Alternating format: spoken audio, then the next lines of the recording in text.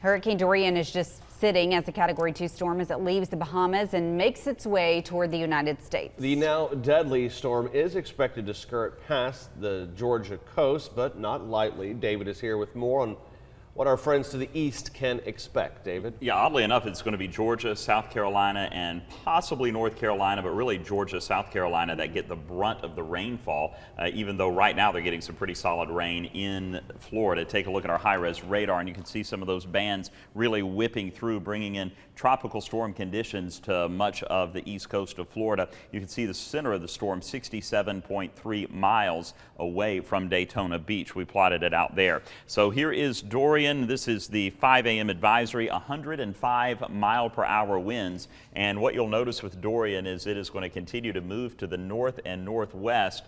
Right now moving at about, and I'm trying to see, what is that, 8 miles per hour now. So it's picking up speed. Yes, I have old man eyes.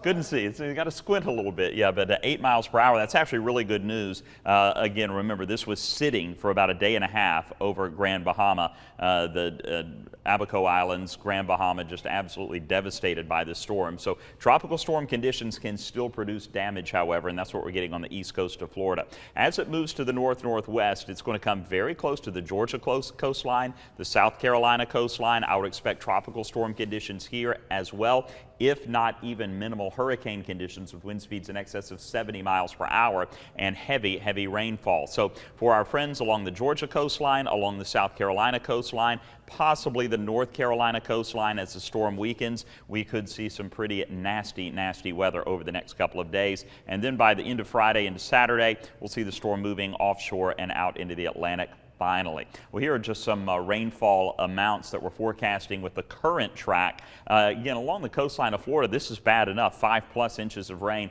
across much of the Florida coastline from Orlando northward up into Jacksonville. And then you get into Georgia, maybe southeast Georgia, about 5 inches heading up towards Savannah, looking at 10 to 15 inches of rain from Georgia stretching on up into the South Carolina coast as far north as Charleston. So 10, 15, even look 17 inches of rain, a possibility over the next couple of days. Extreme flooding as well as wind speeds, tropical storm force, if not minimal hurricane force winds possible along the coastline of Georgia and South Carolina as well. Here are some of the current wind speeds with the storm, and you can see 30, 40, 50 mile per hour winds along the coast. Tropical storm conditions right now along the Florida coastline. Here in the Tennessee Valley, it's all about the heat and the dry weather that we're looking at for the foreseeable future. So as we switch gears locally, drought monitors showing those drought conditions just expanding and expanding into the Tennessee Valley.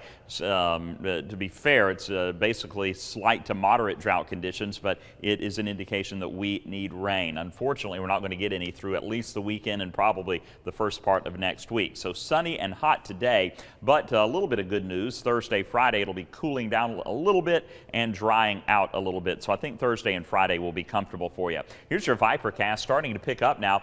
Dorian, and on the heading into the evening hours, we may see a few clouds well to our east up toward the Blue Ridge on the outer fringes of Dorian, but you're not going to see any rain with the storm at all. Mostly sunny today, as a matter of fact. Hot and humid, 97 for the high. We'll have a heat index of 100 degrees. 97, 10 degrees above average, by the way. The average high is 87 degrees for this time of the year. 94 will be the high in Cleveland, 94 in Athens, and 92 in Murphy. Clear and humid tonight. Will drop down to 71 in Chattanooga, 69 in Cleveland, drop down to 63 in Murphy. It'll be another warm start on Thursday, but it will be a little bit cooler in the afternoon with a high of 88. A wonderful morning on Friday morning, and not bad on Friday afternoon, a high of 89. Just comparing that to 97, 89 will feel okay. The humidity will still be fairly low on Friday, and then we'll start to ramp it back up.